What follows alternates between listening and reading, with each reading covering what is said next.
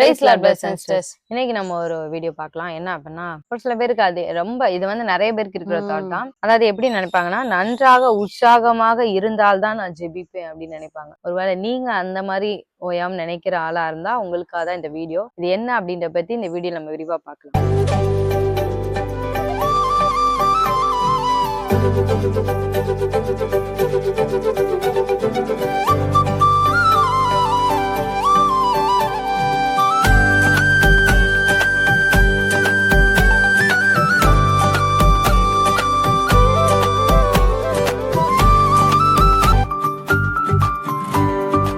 இது வந்து எனக்குமே முன்னாடி ஆண்டவருக்குள்ள ரொம்ப அதிகமா வளர எல்லாருமே தெரியும். ஏன்னா முழு இருதயத்தோடு முழு ஆத்மாவோடும் அப்படிதான் நம்ம ஆண்டவர் சமூகத்துல இருக்கணும். நம்மளே ஒரு கவலையோட ஆண்டவர் சமூகத்துல போய் என்னதுடா இது பண்ண நல்ல உற்சாகமா இருக்கும்போது, முதன்மையா நல்ல சந்தோஷமா இருக்கும்போது ஆண்டவர் சமூகத்துல இருக்கணும் அப்படிங்கிற தாட் வந்து எல்லாருக்குமே இயல்பா இருக்கு.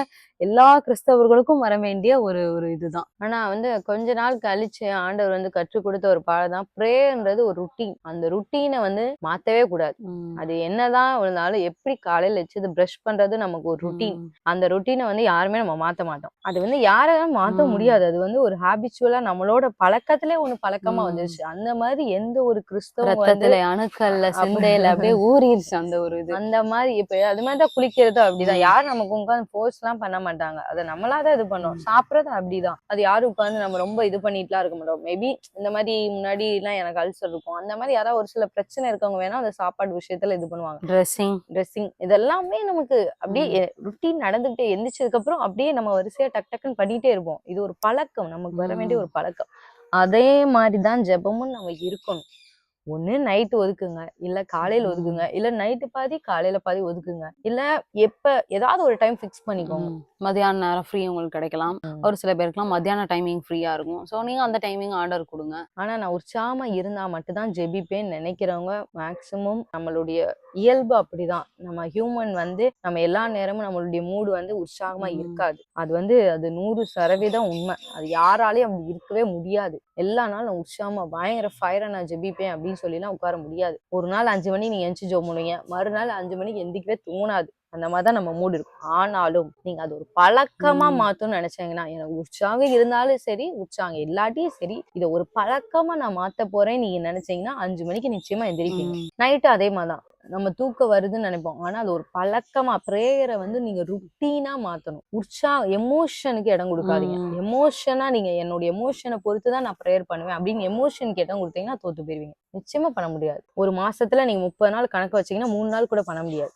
எமோஷனுக்கு இடம் கொடுக்காம இது என்னுடைய ருட்டீன், நான் இந்த பழக்கத்தை மாத்த போறேன், என் பிரேயர் லைஃபை பழக்கமா மாத்த போறேன் நீங்க பண்ணா மட்டும்தான் இந்த பிரேயர் லைஃப்ல நீங்க சாதிக்க முடியும். அடுத்து நம்ம ரெண்டாவது பார்த்தோம்னா, ஒரு சில மக்களுடைய தாட் வந்து எப்பயுமே எப்படி இருக்கும் அப்படின்னா, நமக்கு மட்டும்தான் இப்படி இருக்கு. ஆனா ஊழியர்கள்லாம் எப்பயுமே உற்சாகமா இருப்பாங்க. ஏன்னா அவங்க 24 மணி நேரமும் அந்த இதுல இருக்கனால, அந்த ஃப்ளோலயே இருக்கனால, அப்ப அவங்க வந்து எப்பயுமே உற்சாகமா. நம்ம தான் வெளியே போய் இந்த உலக பிரகாரமான காரியங்கள்லாம் நமக்கு நிறைய வர்றனால நம்ம வந்து இதா இருப்போம். இவங்களுக்கு அப்படி இல்லை, அப்படி கிடையாது. ஊழியர்களா இருந்தாலும் எல்லாரும் உள்ளவங்கதான். அவங்கவுங்களுக்குன்னு குடும்பம் இருக்கும், அவங்கவுங்களுக்குன்னு ஒரு சில பிரச்சனைகள் இருக்கும், ஒரு சில இதுகள்லாம் இருக்கும், எல்லாமே இருக்குதான் செய்யும். சோ அப்ப ஊழியர்கள் மட்டும் 24 மணி நேரம் உற்சாகமா ஆண்டவர் சமூகத்துல இல்ல. அவங்க வந்து உற்சாகமா இருக்க, இல்லன்னா ஆண்டவர் சமூகத்துல இருக்க பழகி இருப்பாங்க. வேணாம் அந்த இதை வேணா அவங்க வந்து எடுத்திருப்பாங்களே ஒழியா, என்ன சூழ்நிலை ஆனாலும் பரவாயில்ல, ஆண்டவர் சமூகத்துல உள்ள போகும்போது நம்ம போகணும், ஆண்டவர் சமூகத்துக்கு போகணும். உள்ள போனதுக்கு அப்புறம் இன்னொன்னு என்ன ஸ்பெஷல் அப்படின்னா, நம்ம வந்து ஆண்டர்டே நம்ம உள்ள போயிட்டு கொஞ்ச நேரத்துல ஆண்டவரே நமக்கு வந்து அந்த ஒரு பலன் கண்டிப்பா போற அந்த ஒரு 10 நிமிஷம் வேணா நமக்கு ஸ்ட்ரகிளா இருக்கும். போனோமா வேண்டாமா, அந்த ஆசிலேஷன் மிஞ்சி போனா அந்த ஒரு 1/4 மணி நேரம், அந்த 1/4 மணி நேரத்தை நம்ம தாண்டிட்டோம் ஆட்டோமேட்டிக்கா அந்த ஃபயர் வந்து அந்த ஒரு அட்மாஸ்பியர் வந்து ஆண்டவரே அழகா மாத்தி கொடுத்துருவார். சோ அதுக்கப்புறம் நமக்கு வந்து அந்த டயர்ட்னஸோ இல்ல உலக பிரகாரமான சிந்தைகளோ எதுவுமே வராது. நம்ம தாராளமா நம்ம ஆண்டவர்கிட்ட உட்காந்து நம்ம எப்பயும் போல நம்ம டைம் ஸ்பெண்ட், உற்சாகத்தின் ஆவி கூட நமக்கு அதுக்கடுத்து வந்துடும். வந்ததுக்கப்புறம் இது பண்ணுங்க. இதுதான் ஊழியர்களுக்கும் விசுவாசிகளுக்கும் வித்தியாசம் கிடையாது. மேபி ஒரு சில ஊழியர்கள் வேணா இந்த பழக்கத்தை அவங்க பழகி இருக்கனால எந்த ஒரு சூழ்நிலையும் உற்சாகமா இருக்கலாம், அவங்க கொஞ்சம் இது பண்ணிருக்கலாம். ஆனா நம்மளுமே இனி ஒரு நாட்கள்ல வந்து நம்மளும் அந்த பழக்கத்தை நம்ம பழகும் போது கண்டிப்பா என்ன சூழ்நிலை ஆனாலும் பரவாயில்லப்பா, நான் வந்து கொஞ்ச நேரமாச்சு நான் வெயிட் பண்ணினாலும் என் உற்சாகத்தை வாங்கிப்பேன்னு சொல்லி ஆண்டவர் சமூகத்துல உட்கார்ந்துருங்க. நிச்சயமா ஆண்டவர் 10 நிமிஷத்துக்கு மேலாம், அது 10 நிமிஷங்கிறதே இதுதான், ப்ராப்பரா நம்ம உட்காந்துட்டோம் அப்படின்னா அந்த 10 நிமிஷம் 1/4 மணி நேரத்துக்கு மேல ஈஸியா நமக்கு வந்து ஆண்டவர் வந்து அந்த பிரசன்ஸ் அப்படியே மாத்தி கொடுத்துருவார். அப்புறம் 3வதா நம்ம பார்த்தோம்னா ஆண்டவர் சொன்னதான் மாம்சம் வந்து எப்பயுமே பலவீனம் உள்ளது, ஆவிய உற்சாகம் உள்ளது. அது பிரேயர் அப்படின்னு நம்ம எடுத்துக்கிட்டோம் அப்படின்னாலே மாம்சம் வந்து கொஞ்சம் பேக் அடிக்கதான் செய்யும். ஆவிதான் வந்து உற்சாகமா இருக்கணும். சரி நம்மளும் இன்னும் கொஞ்சம் மாறணும், நம்மளும் இன்னும் ப்ரேயர் பண்ணணும் அப்படின்றது வந்து ஆவிதான் வருமே தவிர ரொம்ப மாம்சம் வந்து வராது. அப்ப என்னுடைய பர்சனலா நான் வந்து என்ன இது பண்ணேன்னா, நம்மளே உற்சாகமாக்க நம்ம ட்ரை பண்ணணும். நான் உற்சாகமா இருந்தாதான் ஜெபிப்பேன் அப்படின்றத விட என் ஜெப நேரம் வரும்போது நான் என்னை நானே உற்சாகப்படுத்திக் கொள்வேன் அப்படின்னு நம்ம இது பண்ணலாம். நான் இன்னைக்கு ஜெபிச்சேன் அப்படின்னா எனக்கு ஆண்டவர்கிட்ட இருந்து வர வேண்டிய ஆசீர்வாதங்கள் எனக்கு வரும். அதாவது ஒரு 10 மணி நேரம் நீங்க பண்ணக்கூடிய ஒரு உழைப்பு அந்த 1 மணி நேரம் ஜெபம் வந்து எஃபெக்டிவா இருக்கும்போது ஆண்டவர் வந்து அது ஈஸியா வந்து உங்களுக்கு தருவார். ஒரு சின்ன ஒரு ஆலோசனைக்காக நம்ம காத்துட்டு இருக்கோம்னு வைங்களேன். உதாரணத்துக்கு நம்ம அதை வந்து இன்னைக்கு பகல் நேரம் ஃபுல்லா ஒரு 18 மணி நேரம் நம்ம உட்காந்து அப்படியே நம்ம உழைக்கிறது, வீட்டுல இருக்கமோ யோசிச்சுட்டே இருக்கோம். ஆனா உண்மையுமே ஆண்டவர் சமூகத்துல அந்த 1 மணி நேரம் உட்கார்ந்து ஆண்டவரே இப்படி ஒரு குழப்பமா இருக்கு, இருந்தாலும் அவங்க சமூகத்துல உட்காரேன். ஒண்ணு ஜெபத்திலேயே இருக்கும்போது ஆண்டவர் வந்து அதுக்குள்ள ஆலோசனையோ அந்த குளூவோ அந்த ஒரு ஹிண்டோ கொடுக்கலாம். நம்ம 10 மணி நேரம் 15 மணி நேரம் 18 மணி நேரம் யோசிச்சதுக்கு இந்த 1 மணி நேரம் ஜெபத்துல நமக்கு பதில் வந்துடும். நிறைய நேரம் நம்ம யாரும் இப்படி யோசிக்கவே மாட்டோம். இதெல்லாம் ஓடும்போது நம்ம எப்படி ஜெபத்துல உட்கார, ஜெபத்துக்கும் எனக்கு இன்னைக்கு இருக்க விஷயத்துக்கு சம்மந்தமே இல்லைங்க. அது தனி இது தனி அப்படின்னு நம்ம நினைப்போம். அப்படியே நம்ம உலக ஒர்க் இதையும் பிரிச்சுப்போம். ஜெபத்தை வந்து ஆவிக்குரிய உலகம்ங்கிறது வேற மாதிரியும், ஜெபம் இதெல்லாமே வேற மாதிரியும், இவங்க தொழில் நம்ம பண்றதான தொழில்கள் வேலைகள் எல்லாமே வேற மாதிரியும் நம்ம நினைச்சுப்போம். இல்ல எல்லாத்தையும் நீங்க இதுல வந்து போட்டு இதுக்கும் ஆண்டவர் வந்து ஒரு சின்ன நிமிஷத்தை நமக்கு வந்து ஆலோசனை கொடுத்துருவாரு அந்த 1 மணி நேரம் பிரேயர்ல. அப்ப நமக்கு வந்து ஸ்ட்ரெஸ் ஆயிக்க தேவையில்ல, நம்ம மைண்ட போட்டு குழப்பிக்க தேவையில்ல. 18 மணி நேரம் 15 மணி நேரம் வேஸ்டா இருக்க தேவையில்ல. கண்டிப்பா. அதனால நம்ம வந்து அந்த பிரேயர் கொடுக்குற டைமிங்க வந்து கரெக்டா அந்த விஷயங்கள் என்ன சூழ்நிலை நடந்தாலும் அந்த சூழ்நிலையோட கூட அந்த பிரேயர்ல கொண்டு போய் வைங்க. நிச்சயமா முடியும் போது ஆண்டவர் வந்து அதுல ஒரு சொல்யூஷன் தருவார். அதை ஒரு நல்ல நம்மளே ஒரு மோட்டிவேட் பண்ணி அந்த இடத்துல இது பண்ணிக்கணும். ஏதோ ஒரு இது நடந்து ப்ரே பண்றதோ உற்சாகப்படுத்திக்கணும். அடுத்து 4வதா இன்னொரு விஷயம் பண்ணலாம். என்ன அப்படின்னா, அதாவது படுக்கையிலே அமர்ந்து கொண்டு உங்கள் இருதயத்தில் பேசிக்கொண்டு அமர்ந்துருங்க. அப்ப நம்ம முந்த நாளே ரெடி ஆகணும். இப்போ அதிகாலை ஜெபிக்கன்னு நினைச்சீங்கன்னா நம்ம மைண்டு நம்ம இப்படி கூட சொல்லிக்கலாம். ஏதோ ஒண்ணு பேசணும், நம்ம மைண்டை நம்ம வந்து பேசணும் கண்டிப்பா.